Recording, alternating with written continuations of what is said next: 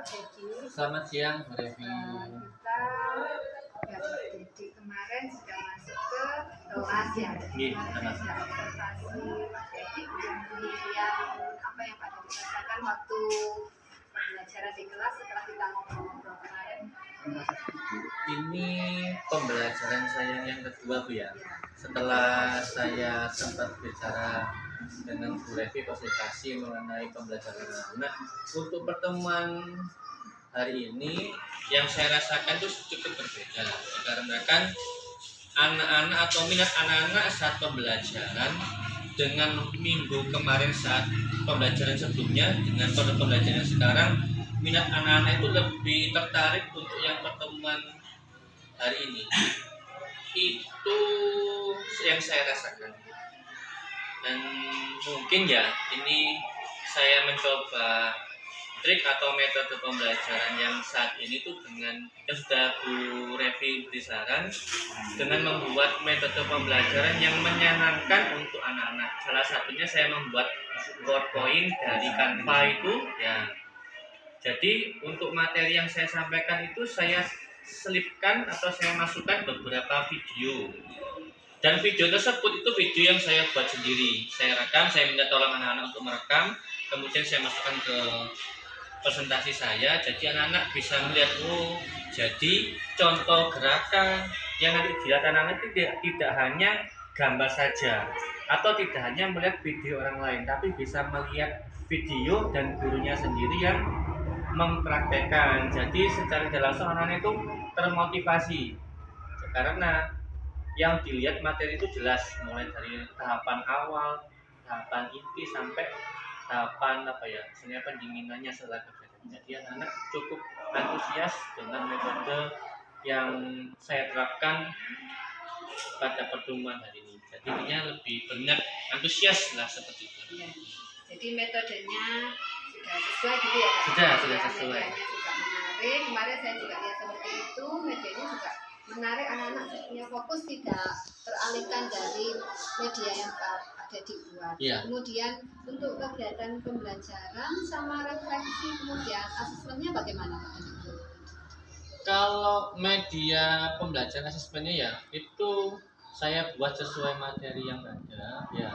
Kemudian intinya materinya itu dengan modul ajar yang saya pakai itu sudah sesuai dengan tujuannya. Terus kemudian setelah pembelajaran itu saya membuat refleksi ke anak-anak bagaimana dengan materi yang saya sampaikan. Itu nanti anak-anak sudah membuat refleksi, ada yang menyampaikan langsung tapi sebagian besar menulis di kertas. Refleksi pembelajaran saya pada pertemuan kali ini tuh bagaimana sudah. Jadi mereka alhamdulillah feedbacknya atau responnya rata-rata mereka cukup menyenangkan.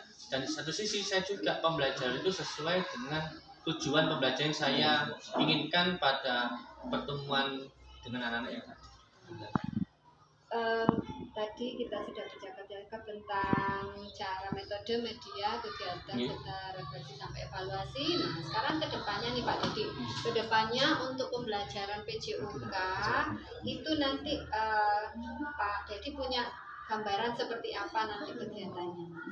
Rencananya jadi ini untuk pertemuan yang waktu hari ini itu pada pertemuan ini tuh anak-anak istilahnya melihat video yang saya buat, kemudian istilah itu mempraktekkan. Nah, rencananya ke depan atau untuk pertemuan selanjutnya itu anak-anak lebih aktif. Maksudnya lebih aktif bagaimana?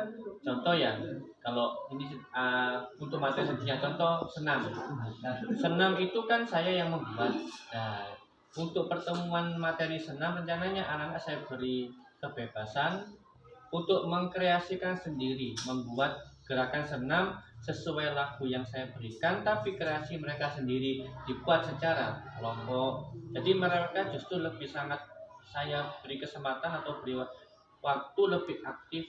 Jadi mereka mengekspresikan apa yang ada di pikiran mereka, kemudian mereka dapat menerapkannya dan disaksikan oleh teman-temannya. Jadi bukan dari saya yang membuat gerakannya, tetapi dari anak-anak sendiri. Jadi anak-anak itu biar memiliki kebanggaan itu loh, ini gerakan saya yang saya buat sendiri secara kelompok.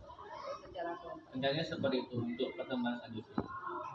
Kira-kira membutuhkan kecanggihan teknologi nggak untuk mengajarnya nanti?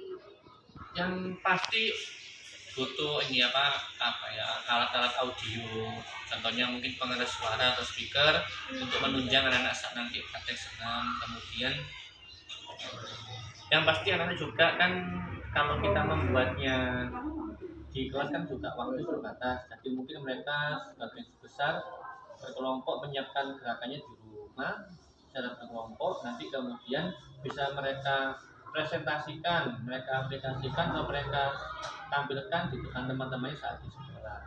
Jadi membutuhkan, yang pasti membutuhkan pengeras suara dan juga untuk media video biar tahu mereka saat praktek direkam itu bagaimana hasilnya mereka itu bagaimana, puas atau tidak hasil dengan kreasi mereka sendiri.